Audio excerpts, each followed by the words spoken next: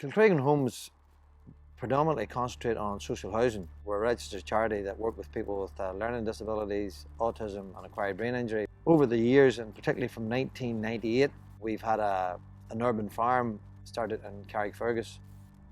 That was a ground that was donated by the local council at that particular time on a peppercorn rent of £1 for 100 years.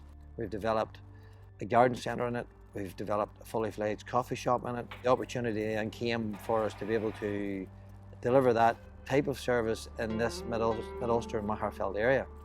Kilcragan Homes wants to pay a massive thank you to Eamon for his kind generosity and the vision that he had to leave a legacy to the community in Magherafelt in the Mid-Ulster area.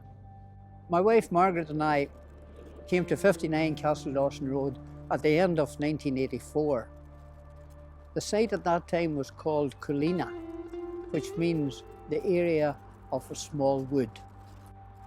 When Margaret died in September 1997, developing the bottom part of the site played a major part in my bereavement process. With my previous career in special education, I had always had a particular interest in this element of our society. I thought this area would be beneficial experientially for young adults with learning difficulties. I'd been greatly impressed by the work of the L'Arche community. I'd seen how the Presbyterian housing provides for those with special needs. And then I was fortunate enough to approach the Northern Trust for direction. I met Garth Anderson there. He in turn directed me to Kilcragan. Once we secured the site, we brought the diggers in.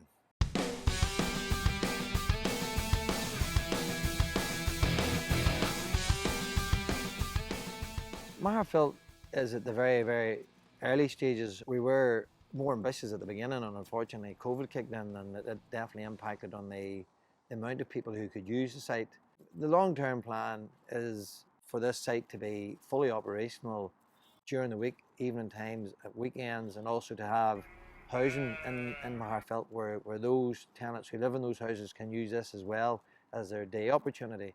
I was a teacher in Brazil, and when I come here, I really like to give some return to my community because the Magherafelt community was really nice to me.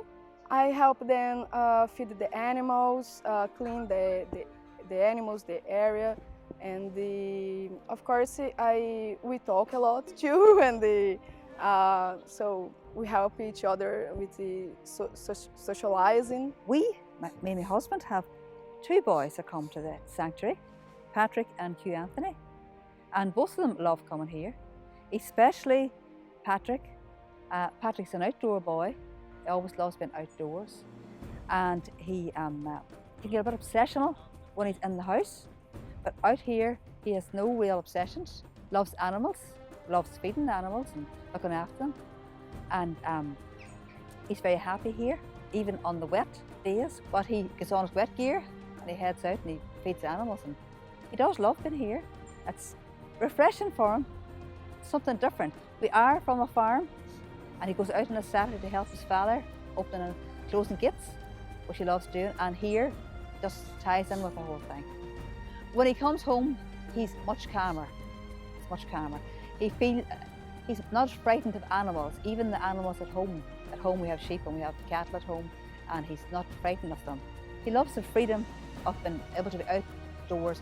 When he's inside, he's restricted, but here he's more freer, and seems to be a bit of a different person when he's here. I just love the place. It's really nice for them, and every morning they go out with their lunchbox, and I think they feel they're doing something, both boys, because the two boys are here, and both boys just like it, and it's fitted into their life. Our service users who have attended the adult centre, some of them for quite a number of years, have been there.